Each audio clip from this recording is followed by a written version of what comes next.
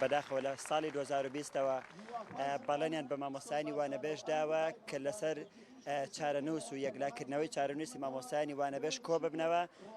خۆشبەختانە باوا بڵێم بڕیاریان داوە، ئەویش بڕیاریان داوە قەرارە ئەگەرە سبێنێ کۆ ببنەوە. ئێمە لێرە پامێک ئاڕاستەی دەستەی سەرۆکایەتی پەرلەمانی کوردستان سرجەم فراکسیۆنەکان بەبێ جیاوازی و بە تایبەتی لیژنەی پەروەدە و لیژنەی دارایی تکایە بەسە ئیتر چارەنووسی ئەم مامۆساوانە بێژە داماوە چەوساوە زوڵم لە کراوانە یەک لای بکەنەوە.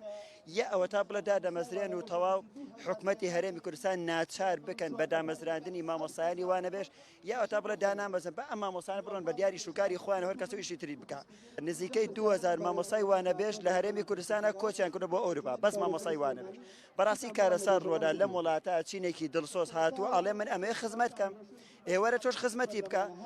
ئەمەیە لێرە بە حکوومەتی هەرێمی کوردستان بڵام ئەم مەقتوعەی کە بۆ ئێمە داناوە بە هەموو شێوەیەک وەکو مامۆستایان وانەبێژی مەڕەتی یەکەینەوە لێرەوە بێ ئەڵام هەر بۆ بڕا ئەتوانیتمان تێ بەگرێ بێت پاشگری وانەبێژیمان لێ بکرێتەوە بەجددی ئێمە معانات و کێشە و گرفتمان زۆر بۆ دروستە بێت.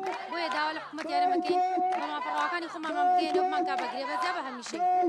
لە هەموو حاڵەتێکە حکوومەتی هەرێم مەسئولی ئەوەڵ و ئەخیرە لە چارەسەرکردنی کێشەی وانەبێژەکان و پرۆسی پەوەردە گەر شکست بێنێ ئۆتۆماتیکیەن وڵات وێرانە بێ، حکوومەت وێرانە بێ، دەسەڵات وێرانە بێ. من بەلام عەجایبە کە موزوعی وانەبێژ بۆتە گرێکوەریەک لە کاتێکە وەکو لە ئامارە هەیە یعنی 118,000 تا 120,000 هەر بندیوارە ینی کەسێک موچە خوا بە هەوانتە و بە بەلاش کە پێویستی پێی نییە.